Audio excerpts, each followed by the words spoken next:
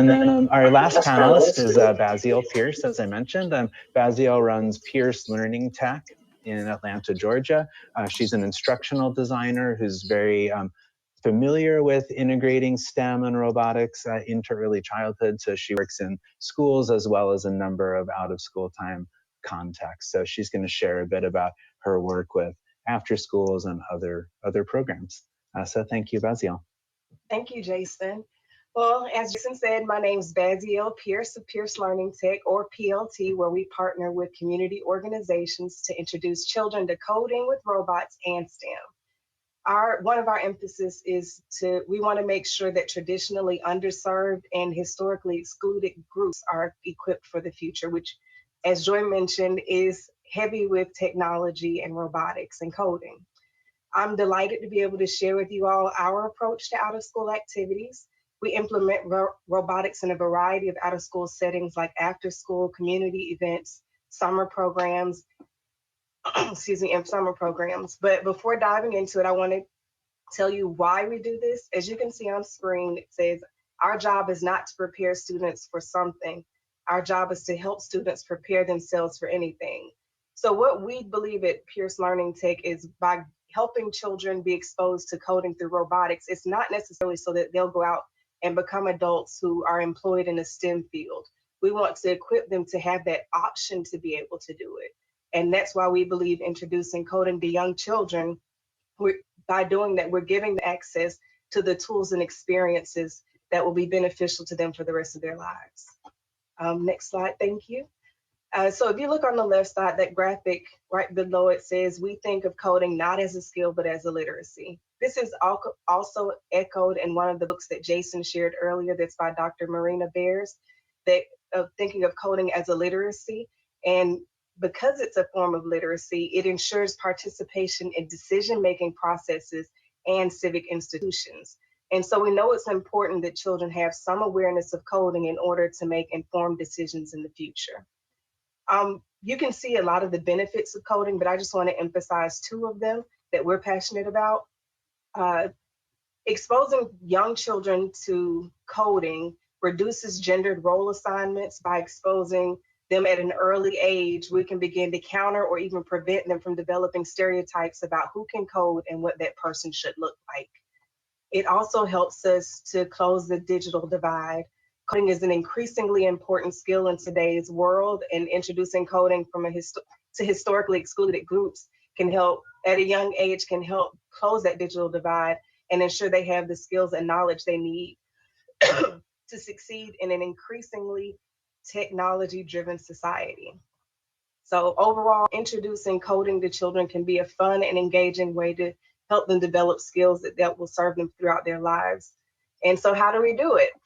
I'm glad you asked. I mentioned earlier that we have several out-of-school programs where we implement coding and robotics. We have two models for after school. We work with daycares where children complete their school day at the local elementary school, and then they're picked up and taken to a daycare. So they wouldn't be able to participate in the after-school club because their parents, for transportation issues. In the other model, we do after-school robotics clubs on site with elementary schools, both public and private. In each of our robotics programs for after school, our lessons include literacy, music, and movement. We always want to include something that the student has shared about their personal interest in a previous session, a real world example of the specific topic that we may work on. That may not be every session, but at least once of every few sessions, we want to give them a real world concrete example. So what does this look like in practice? Well, you've got some images at the top of the screen. On the left side, you can see this an activity we did before the winter holiday break. We sang some carols and then used Rudolph the Red-Nosed Reindeer to emphasize the importance of sequencing. We switched the lyrics around and had the kids share how the story changed or the moral of the story changed because the sequence of the lyrics had changed. And what that does is it lets them, when we get to work with the robots after that music and movement activity, it helps drive home, okay, I need to make sure this is in the right order to get the activity done the way I want it to. We also ask children about which robots they've heard of or they're familiar with.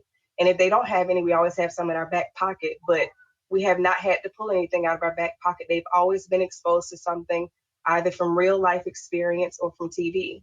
And one example Ash mentioned earlier is similar to it is the Perseverance rover, which is on Mars, and it has a robotic arms. And we make sure to share clips about NASA that NASA's already put out about that rover, but we also talk about how much collaboration it takes to go into having that robot go to Mars, because when we work with children and robots, we want them to collaborate because that's a lifelong skill. So for us, Perseverance was an opportunity to talk about collaboration in coding and robotics, and that you may have one robot, but it takes a lot of people to get that robot planning, to get that robot to do what you want it to do. Next slide, please. We do a lot of out of school activities, which I would just consider more kind of a one-stop shop. I do them at home with my children. We've done them at community clubhouses and community centers. These types of out of school activities, they may be where we'll only see the children once, or it could be a series of lessons if it's at a clubhouse. When we're delivering sessions that'll only be held once, we jump right into coding with robots by introducing them to the robots we're working with and explaining what robots are and how we use them, and then we start exploring. An example of this is a robot exploration or a robot petting zoo. We use Kibo a lot, but we also want to introduce the children to other types of robots that they may also have at home or they may have seen at school. So we have them do a form of compare and contrast with the different features of the robots, like how they receive their code. Ash mentioned the Code and Go robot mouse. We use robot mouse and a few of his critter friends that have buttons on the back of the robot. Some of our robots, we do use a tablet, but not very often. We prefer to use screen-free robots when we're working with young children. We know that that's developmentally appropriate. We also want to encourage them to get up and do some gross motor and their fine motor movement. So in these settings, when we're doing things like the robot exploration, we give very little guidance to get the children started. Like, we only tell them how to turn the robot on. We don't tell them anything else, because we want them to interact with the robots. We want them to ask questions. So if they ask questions, we will guide them, but we still don't really tell them unless they ask us 2 or 3 times. And we also encourage them to collaborate with one another. Well, this person figured it out. Why don't you ask them? It gives them a really good sense of self if they can answer those questions, and it boosts their self-confidence. It encourages teamwork and collaboration, critical thinking, and gives boosts to their self-esteem. Next slide, please.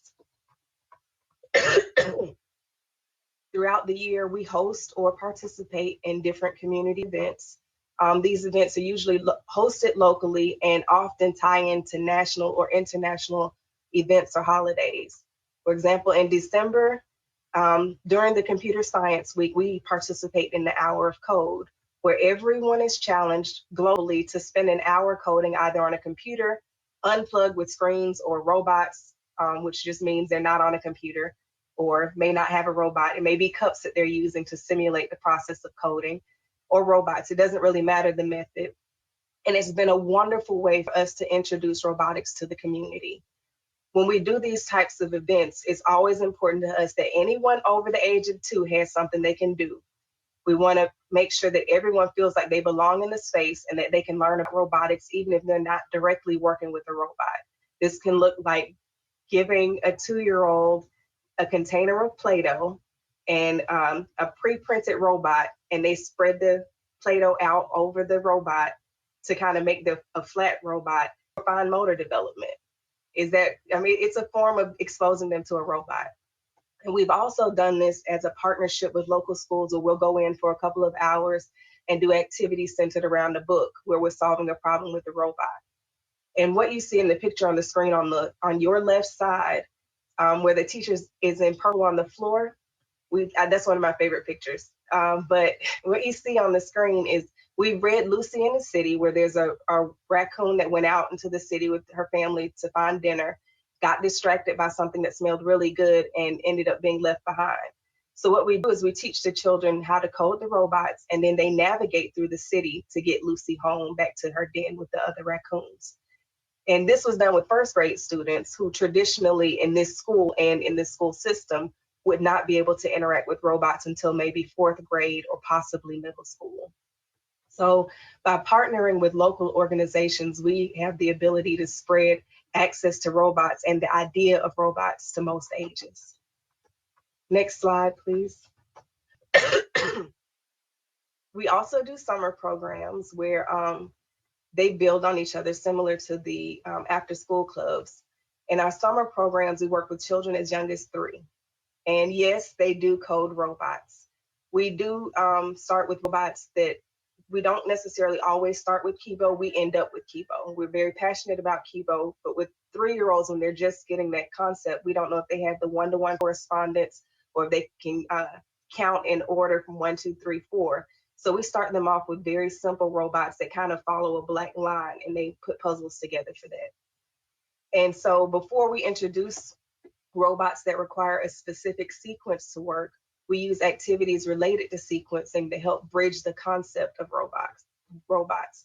So in the image on your screen in the upper right, those 3-year-olds are working on sequencing with hand washing. We did a hand washing activity to share the importance of using soap. Then they placed the steps for hand washing in the correct order based on the activity. After this, they're ready to begin coding with the robot like Kibo because they have practiced the concept of using a specific sequence with something they already do. And this also looks like having the children go bowling with the robots, which brings in something they may have experienced in real life. It brings it into the world of robots and vice versa. And finally, we always want children to feel comfortable with robots, so they use them in the blocks area, or they use crafts to adapt the robot to be able to complete additional tasks. This encourages teamwork and collaboration, critical thinking, and it gives us the opportunity to introduce the engineering design process. Next slide, please.